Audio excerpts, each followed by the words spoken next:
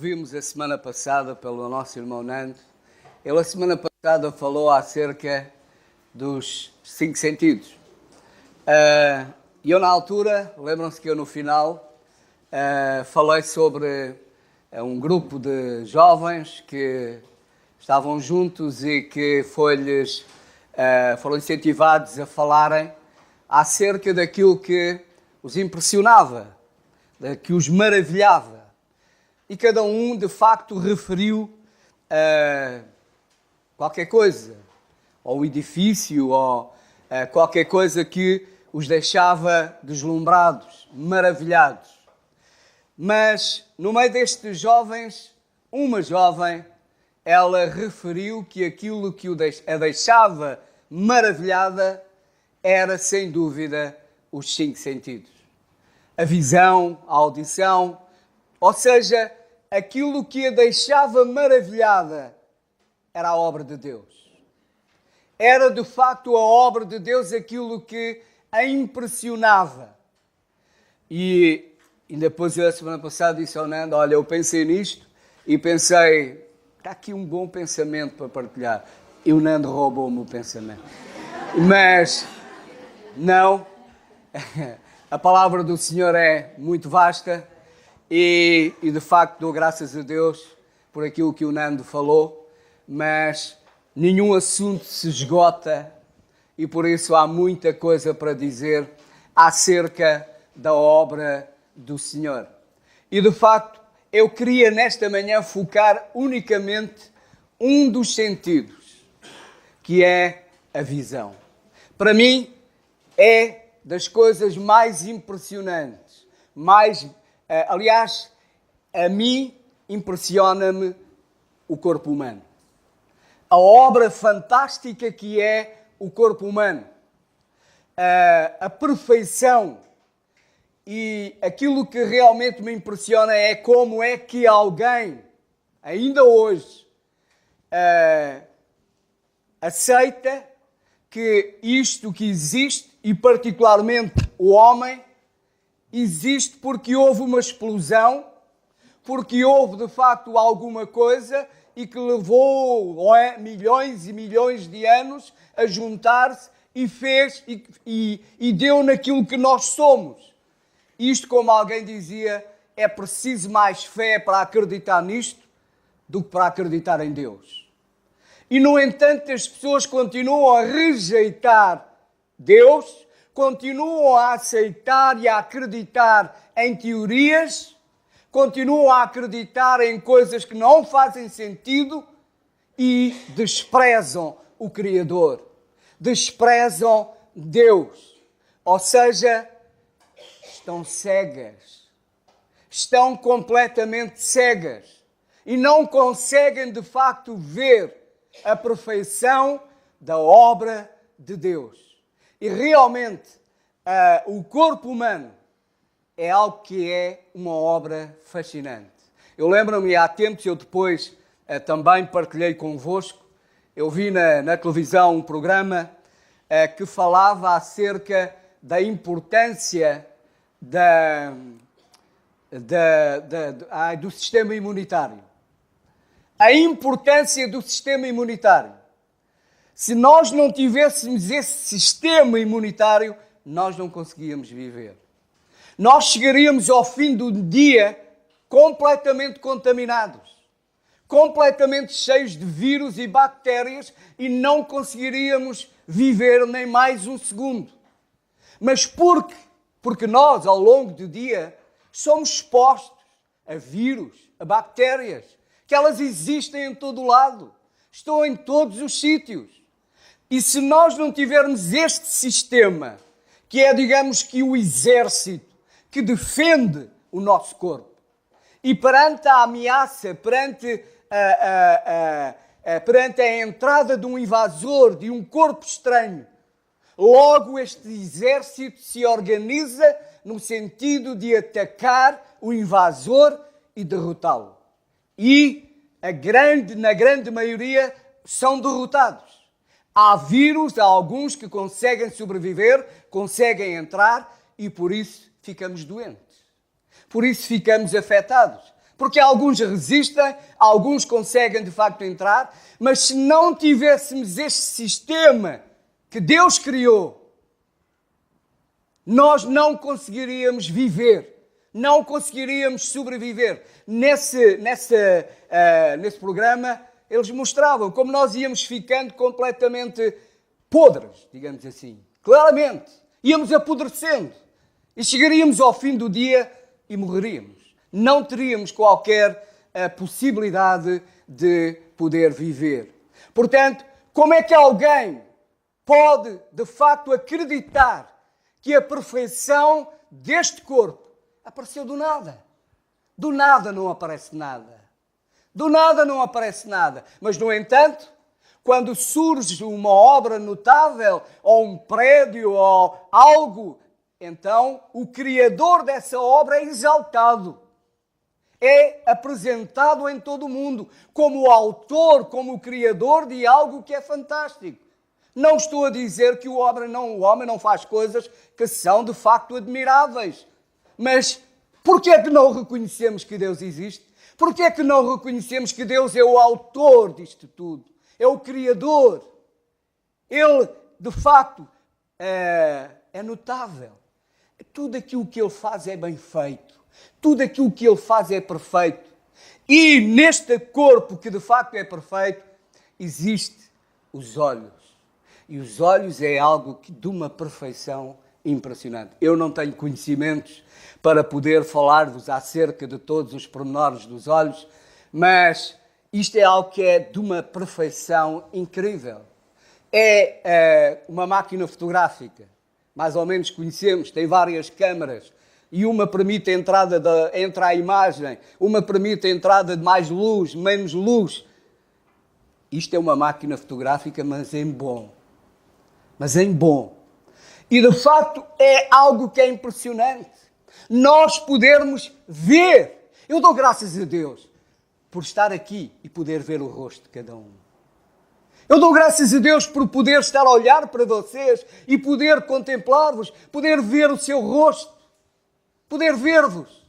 E de facto os olhos é de facto uma perfeição incrível. Até tem vamos dizer-lhe, umas janelas, umas persianas, não é? Que quando há um perigo, imediatamente se fecham. Parece um pormenor, não é? Mas se nós não tivéssemos aqui as pálpebras, é pálpebras? É.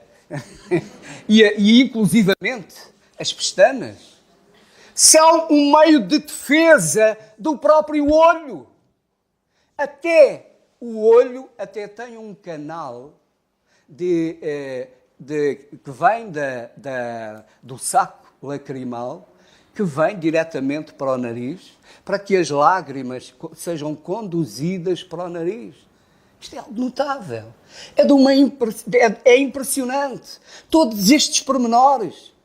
E como é que alguém duvida da existência de Deus? Como é que alguém duvida da existência de Deus? Do Deus tão perfeito, que faz algo tão perfeito? Eu dou graças a Deus por, durante muito tempo, eu também andei cego completamente. E a multidão continua cega. E as pessoas continuam cegas, porque não vêem a realidade. E eu dou graças a Deus pelo dia em que os meus olhos foram abertos e eu pude ver Deus. Eu pude contemplar a Deus. Não com os olhos físicos, mas com os olhos da fé. Eu pude ver quem de facto Deus é. E eu dou graças a Deus, porque hoje continuo a vê-lo. Continuo de facto a contemplá-lo. Eu dou graças a Deus pela sua obra notável. E eu dou graças a Deus por poder ver. Às vezes nós não damos valor nem às pessoas, nem às coisas. Às vezes nós só damos valor às pessoas quando elas nos faltam. Às vezes só damos valor às coisas quando elas nos faltam. E será que cada um de nós já parou e pensou e valorizou a visão? O facto de poder ver? Já deu graças a Deus pelo facto de poder ver? Irmãos, aqueles nós que somos pais, como foi marcante o dia em que nós pudemos contemplar o rosto dos nossos filhos pela primeira vez. Os quais nós esperámos durante 9 meses. Nós durante 9 meses pensámos como é que ele será, como é que ela será, como é que será o rosto, como é que será. E passado 9 meses, nós pudemos olhar o seu rosto. E certamente nenhum de nós que aqui está se esqueceu desse dia. Nenhum de nós esqueceu o dia em que pudemos olhar de facto o rosto do nosso filho, da nossa filha, pela primeira vez. Será que nós valorizamos aquilo que Deus nos tem dado? Será que nós valorizamos de facto o podermos ver, podermos contemplar? Há coisas, há paisagens que nos deixam deslumbrados. Há paisagens que nos deixam de facto fascinados, impressionantes. E nós podemos ver tudo isso. Eu tenho um primo, está em França, ele tem uma filha que nasceu cega. Eu lembro-me que quando ela era pequena, ela esteve em nossa casa, estiveram lá na nossa casa, e fomos passear para Sintra. E ela dizia, eu quero ver. Íamos ao Palácio da Pena. E ela dizia, eu quero ver, porque eu quero, quando chegar ao colégio, eu quero dizer aos meus amigos como é que é. Sabem como é que ela via? Com a ponta dos dedos. Ela apalpava, ela via. Irmãos, há pessoas que não vêem, mas veem muito mais do que aqueles que veem. Há pouco tempo, há uns, 2, 3 anos, eles estiveram cá, e estiveram lá em Serpa, e foram jantar lá à minha aldeia, estava lá a minha mãe, e jantámos cá fora na rua, calor, verão, estávamos na rua, e às tantas ela pegou do saco e tirou os novelos de lã e começou a fazer uma camisola, não é? E a minha mãe ficou impressionada, então, mas ela faz malha, até está de noite. A escuridão é onde ela vive, mas ela fazia malha com uma rapidez impressionante. Eu sei que ela é professora de francês. Portanto, há pessoas que não têm a visão, mas veem. E sabem de uma coisa? Eu dou graças a Deus, porque o meu Deus pode ser visto por pessoas que veem e por pessoas que não veem. O meu Deus, o nosso Deus, pode ser visto por pessoas como nós, pela graça de Deus, estamos aqui e vemos, uns mais, outros menos, mas vemos. Mas também pode ser visto por pessoas que não veem, que vivem nas trevas, que vivem na escuridão, mas também podem ver Deus. E graças a Deus, porque muitos o veem. E sabem, muitos deles veem-no melhor do que eu. Muitos deles conhecem-no melhor do que eu. Muitos deles servem-no melhor do que eu. Mas, no entanto, fisicamente não veem. Mas Deus não é visto com os olhos físicos. É com os olhos da alma. Os olhos da fé. E, de facto, há irmãos e irmãs que vivem na escuridão, mas têm uma luz tremenda. E emanam uma luz tremenda. Emanam, de facto, uma luz que irradia, embora não vendo, embora vivendo na escuridão. No entanto, elas brilham. Brilham para a glória de Deus. Amam o seu Senhor. Servem o seu Senhor. Com todas as limitações. Mas aquela limitação que têm não é impedimento para servir o seu Senhor. E eu dou graças a Deus porque, de facto, o meu Deus, o nosso Deus, é visto por mim que vejo e é visto também por quem não vê. E é pena, e a minha oração é para que muitos que vivem neste mundo estão cegos, veem, mas estão cegos. Deus quer revelar-se ao seu coração. Deus quer revelar-se, de facto, a verdadeira beleza. O Senhor Jesus Cristo é a verdadeira beleza. O Senhor quer revelar-lhes o seu amor e eles preferem viver na escuridão, preferem continuar a ser enganados por Satanás, preferem continuar a viver em trevas e desprezam a luz que é o Senhor Jesus Cristo, a luz que veio a este mundo, a luz que ilumina este mundo. E é nessa luz que Deus quer que nós andemos. E é esta luz que Deus quer que irradiemos. Eu espero que todos nós que aqui estamos possamos entender com clareza o grande amor do Senhor, o amor que Ele tem por nós, e queiramos viver na luz, queiramos viver com Ele, caminhar com Ele, vivendo num mundo em trevas, mas que o Senhor nos ajude a viver para a sua glória, para que muitos que andam em trevas possam ver a luz que é Jesus.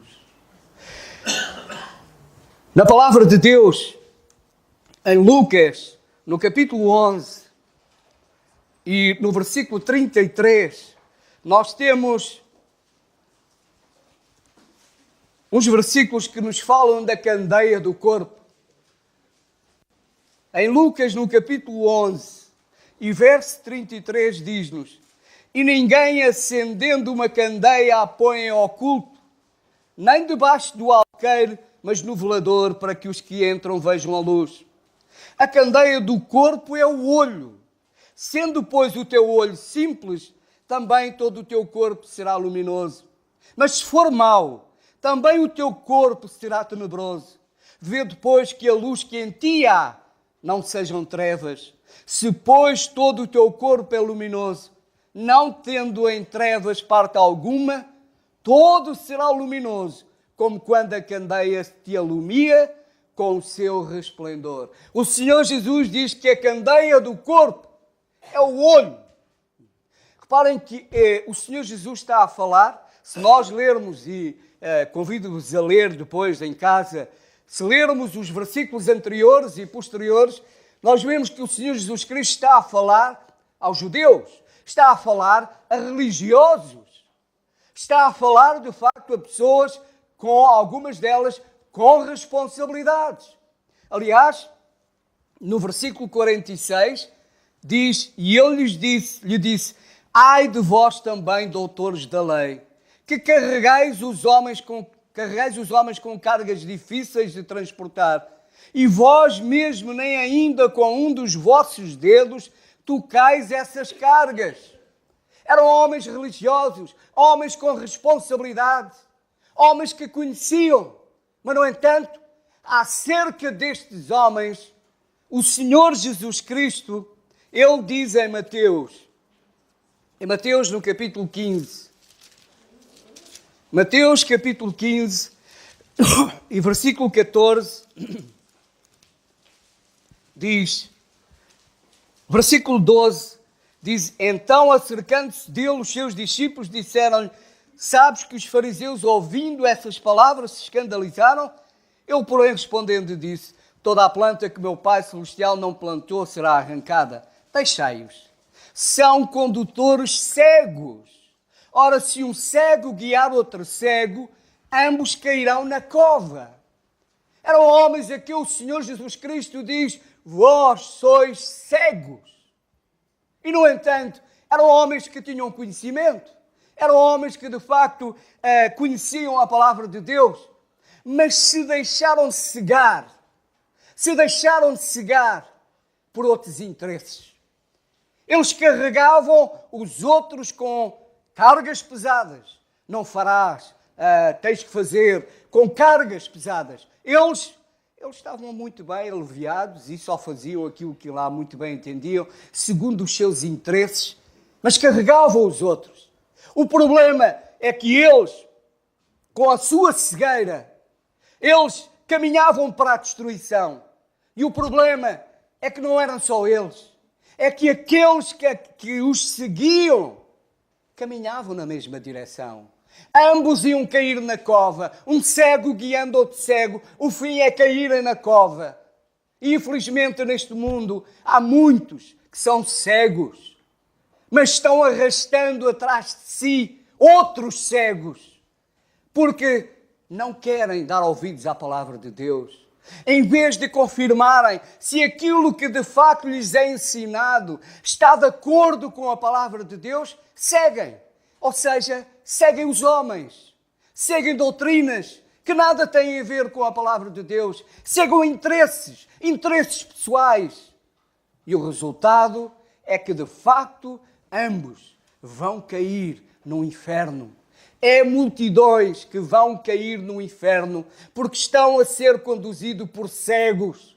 E eles se transformam também em cegos e ambos vão cair no inferno. Portanto, irmãos, nós também podemos ficar cegos. Se não tivermos cuidado, nós podemos também ficar cegos. Nós podemos deixar-nos cegar por várias coisas. Podemos deixar-nos cegar pela inveja. A inveja pode cegar-nos, irmãos. Quantas pessoas deixaram-se levar pela inveja e a inveja cegou-os? Deixaram de ver tudo o resto. Invejaram porque familiar, ou vizinho, ou alguém tem uma vida melhor, eu também quero ter. Porque tem algo grande, eu também quero ter. E o desejo de ter cega e leva-os a fazerem coisas que Deus não aprova. Leva-os a seguir por caminhos que os levam à destruição.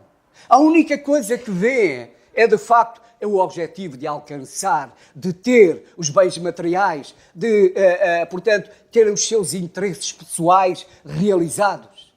E isto cega-nos. Por isso, irmãos, tenhamos os olhos postos no Senhor.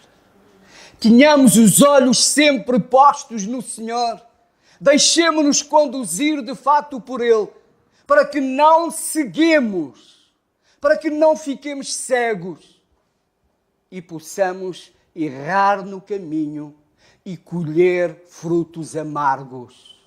Para não errarmos no caminho e colhermos, de facto, frutos dos quais nos podemos arrepender por toda a vida. Por isso, irmãos, que os nossos olhos estejam postos no Senhor sempre. No capítulo 23 de Mateus, o Senhor, em relação a estes homens, Ele continua a dizer, e reparem as vezes que o Senhor fala, repete esta frase, este pensamento. Versículo 16, ai de vós, condutores cegos. Versículo 17, insensatos e cegos. 19, insensatos e cegos. 24, condutores cegos. 26, fariseus cegos. Homens que estavam completamente cegos. E o problema é que arrastavam atrás de si uma multidão. E ambos iam cair, de facto, no inferno. Por isso, irmãos, é importante que, de facto, nós possamos brilhar para a glória do Senhor. E para que a nossa vida brilhe, então, é muito importante termos cuidado com a nossa visão. Para onde é que nós estamos a olhar? Em quem é que nós estamos a pôr o nosso olhar? O que é que nós estamos a ver? Aquilo que nós vemos, aquilo que entra pelos olhos, afeta o nosso interior. Aliás, há quem diga, e há uma expressão que diz que os olhos são o espelho da alma. São o espelho daquilo que vai no nosso interior. Quantas vezes nós já estivemos ao pé de pessoas e dissemos que até tivemos medo do olhar daquela pessoa? Quantas vezes isso já aconteceu? Porquê? Porque o seu interior está cheio de maldade. Porque o seu interior está cheio de ódio. E aquilo que ela revela no seu olhar é esse ódio. Aquilo que ela revela nesse olhar é esse ódio. E depois não só revela no olhar, como revela depois na prática. Aquilo que de facto o seu interior está cheio. Quantas pessoas isso aconteceu? Quantas pessoas nós já tivemos ao pé e ficámos alegres porque essas pessoas revelavam no seu olhar uma alegria tremenda. Revelavam uma alegria tremenda. Os seus olhos riam. Porquê? Porque o seu interior está feliz. Porque o seu interior está feliz. Porquê? Porque está cheio da presença do Senhor. Porque está cheio do gozo do Senhor. Porque o seu olhar está fixo no Senhor. E quando o nosso olhar está fixo no Senhor, aquilo que recebemos do Senhor é algo que transforma o nosso interior. É algo que de facto nos alegra. É algo que enche a nossa alma. E isso depois vê-se no nosso olhar, vê-se no brilho do nosso olhar e vê-se depois nas nossas ações, na forma como falamos, na forma como vivemos, na forma como nos relacionamos com os outros. Isso vê-se e vê-se também no nosso olhar. Por isso, irmãos, é importante realmente olharmos para o Senhor. O apóstolo Pedro, e porque a hora já passa, 2 Pedro 2,14, o apóstolo fala de homens, deixa eu estar, depois leia, o apóstolo Paulo fala de homens com os olhos cheios de adultério. Homens com os olhos cheios de adultério. E depois, se lermos todo o contexto, nós vamos ver que são homens que vivem no pecado, que eles alimentam o pecado na sua vida. E por isso, o seu olhar revela toda a concupiscência, que o apóstolo João também fala, a concupiscência dos olhos, a lascívia, revela tudo isso. Porque é isso que está o seu interior. É nisso que ele vive, no pecado.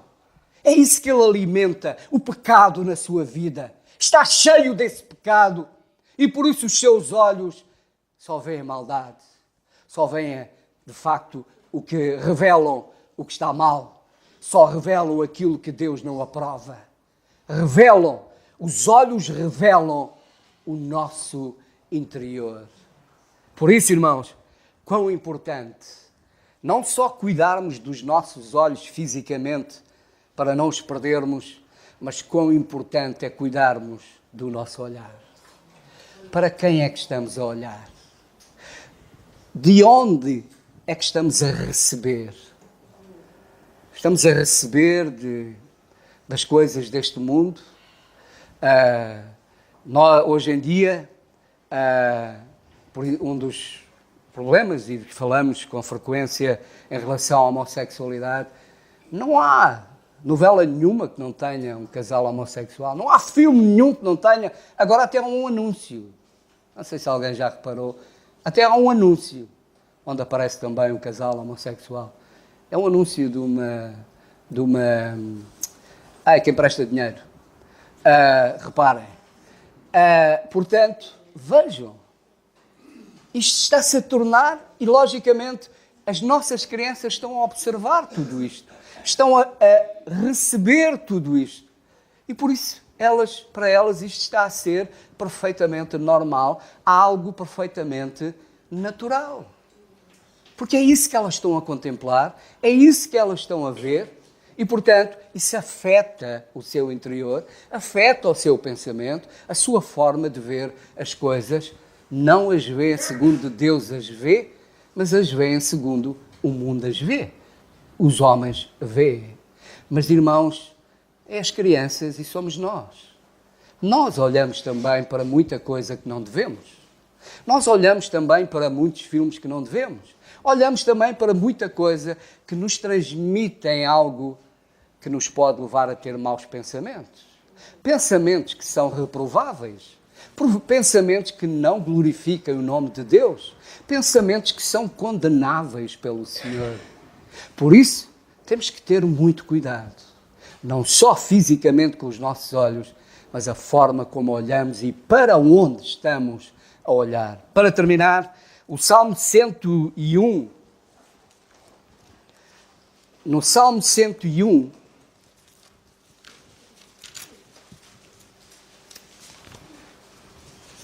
e 101, versículo 3, diz: não porei coisa má diante dos meus olhos, aborreço as ações daqueles que se desviam, nada se me pegará. Não porei diante dos meus olhos, não porei coisa má diante dos meus olhos. Eu sei que não é fácil, mas que o Senhor nos ajude a olharmos para onde Ele olha, o que Ele aprova, e a condenarmos o que Ele condena, a colocarmos os nossos olhos naquilo que glorifica o Seu nome, a colocarmos os nossos olhos nele, olhando, o que é que diz Hebreus 12, olhando para Jesus, autor e consumador da nossa fé. Não é olhando para os homens, não é olhando, seja para quem for, mas olhando para Jesus, para que Ele seja, de facto, o nosso guia. O Salmo, já agora, o Salmo 18, Salmo 18, 28, diz: porque tu acenderás a minha candeia, o Senhor meu Deus alumiará as minhas trevas. Porque tu, Senhor, acenderás a minha candeia. A candeia do corpo, diz o Senhor, são os olhos. Que os nossos olhos sejam acesos para ver a beleza do Senhor. E que, de facto, o nosso interior esteja cheio da beleza do Senhor. E os nossos olhos reflitam isso mesmo. A alegria do Senhor. E só a candeia, naquele tempo, era alimentada por azeite, certo? A candeia, naquele tempo, era alimentada por azeite. O azeite, nas Escrituras, fala-nos do quê? Do Espírito Santo. Então, que a nossa candeia seja alimentada pelo Espírito Santo. Seja Ele, de facto, a conduzir a nossa vida. Que o Senhor nos abençoe. Amém.